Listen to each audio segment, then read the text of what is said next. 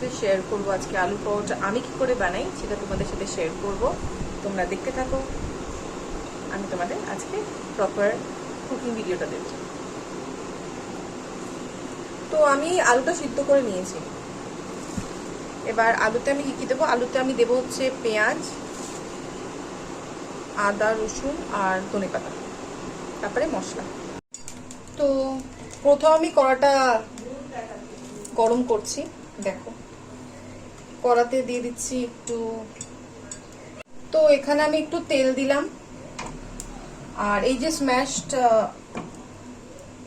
পোটাটো আমি already smash করে রেখেছি, এতে ধনেপাতা আছে আর ভাজা মশলা, আমি কিছুটা ভাজা মশলা বানাচ্ছি। আর এতে রয়েছে দেখো পেঁয়াজ, টমেটো আর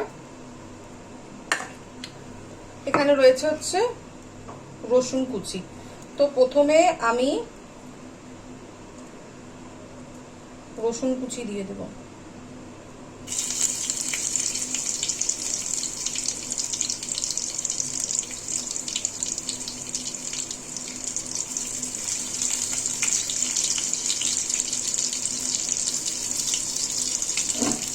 আর এইদিকে আমি এই যে দেখো মশলা বানাচ্ছি, মশলা একটু কম হয়েছে, তো মশলাটা এখানে একটু বানিয়ে নিচ্ছি।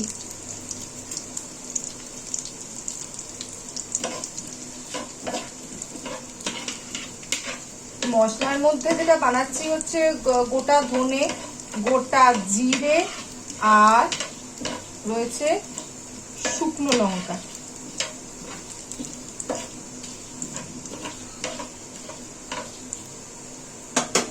আচ্ছা, এরপর আমি দিয়ে দিচ্ছি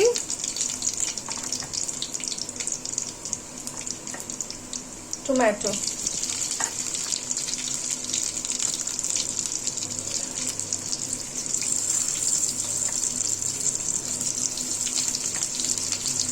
এটা যেটা হবে হচ্ছে তোমার ফুডটা।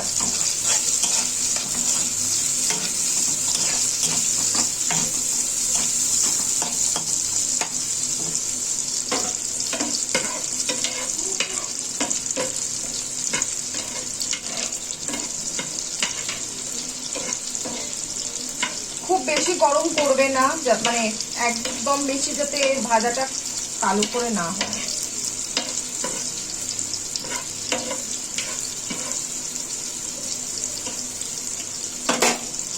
দিয়ে দিলাম এই পেঁয়াজ,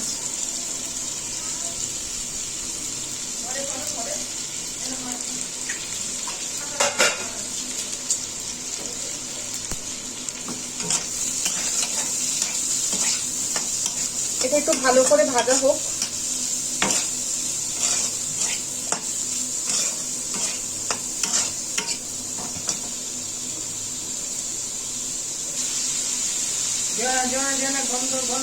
আমি এখানে একটু ধনেপাতা দিচ্ছি।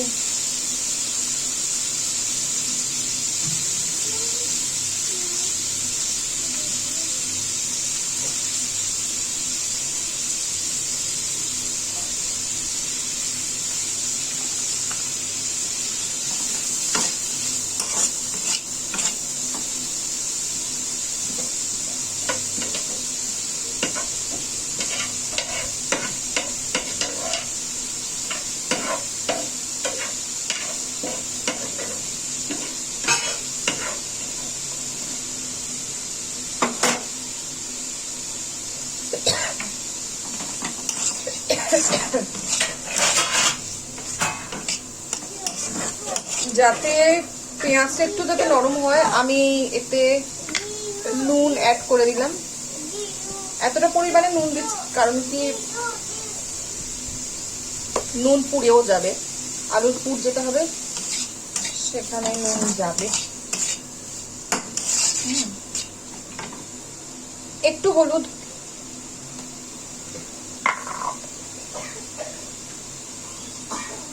তোমরা যদি কেউ চাও তো চাট মশলা অ্যাড করতে পারো। আমার কাছে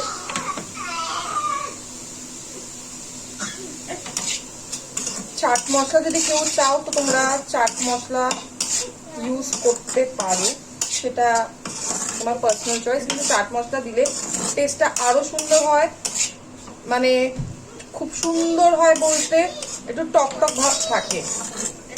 আর আমার কাছে আমচুর পাউডার আছে, কিন্তু আমি দেখতে পাচ্ছি না আমচুর পাউডারটা আমি কোথায় রেখেছি, তাহলে আমি আমচুর পাউডারটাই অ্যাড করতাম। তো ঠিক আছে, স্টিল এটা একটু নরম হোক।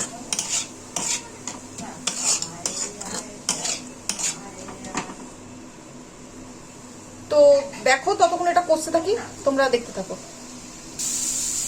এই যে দেখো অনেকটা নরম হয়ে এসেছে।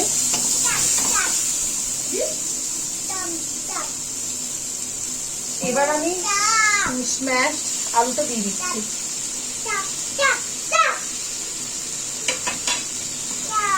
আর আমার সাথে রেনে আছে,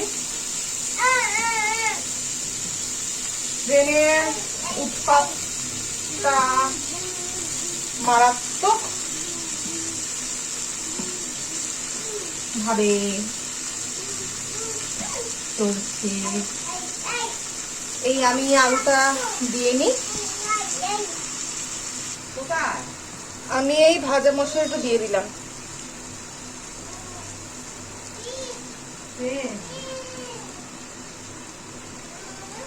এই ভাজা মশলার মধ্যে আমি বলেছি যে গোটা জিরে, গোটা ধনে, শুকনো লঙ্কা, গোলমরিচ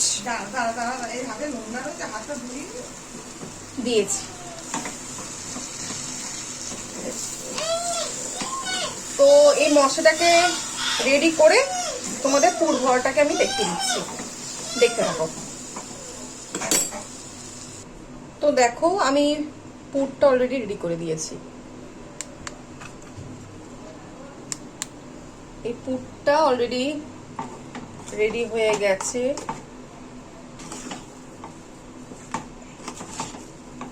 নুন, ঝাল, হালকা টক স্বাদটা চলে এসেছে।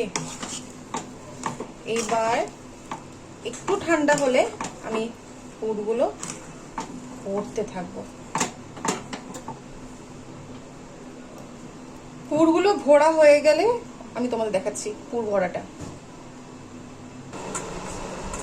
এই আমি সবগুলো আটা মেখে এরকম করে রেখেছি, গোল্লা করবো। এবার এর মধ্যে পুরটা ভরছি। আমি খুব বিশাল বড় করি না, সাইজটা একটু মিডিয়াম রাখি যাতে আলুর পুরটা অন্তত খেতে ভালো লাগে।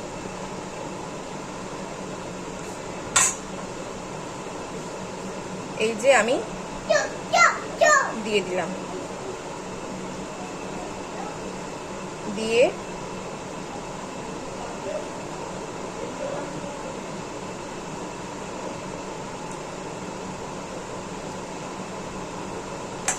পুরটা ভরে দিলাম।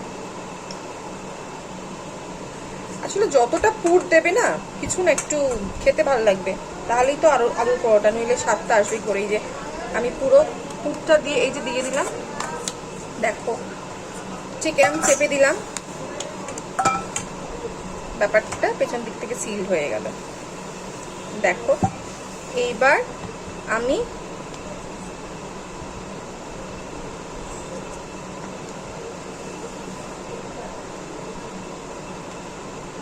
তোমাদের পরোটাটা দেখাবো।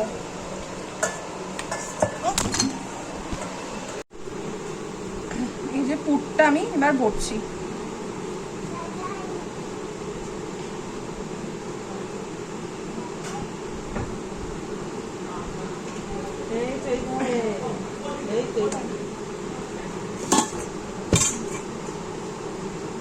এবার আমি বেলবো। এবার দেখো এই যে আমি নিলাম, এবার বেলবো।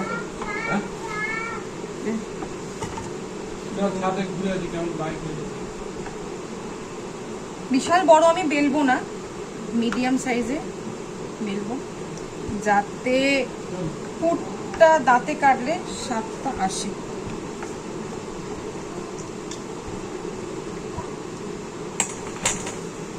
এই যে এই হচ্ছে সাইজ। তো ঠিক তোমরা এরকম সাইজ করে করো। আমি পুরো কমপ্লিট হয়ে যাওয়ার পর আমি আসছি, সাথে থাকো। এই যে দেখো সব রেডি করে দিলাম, করে এবার আমি ভাজছি, পুরো ভাজা কমপ্লিট হয়ে গেলে তোমাদের সাথে দেখা হচ্ছে। ততক্ষণ রেনেকে আমি ডিনার করে দিই।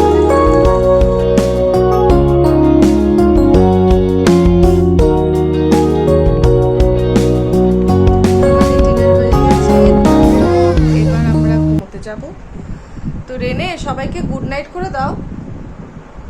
রেনে সবাইকে গুড নাইট করে দাও, গুড নাইট করে দাও। রেনে গুড নাইট,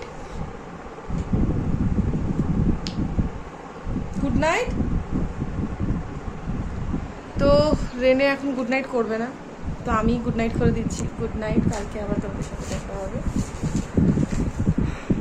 সবাই ভালো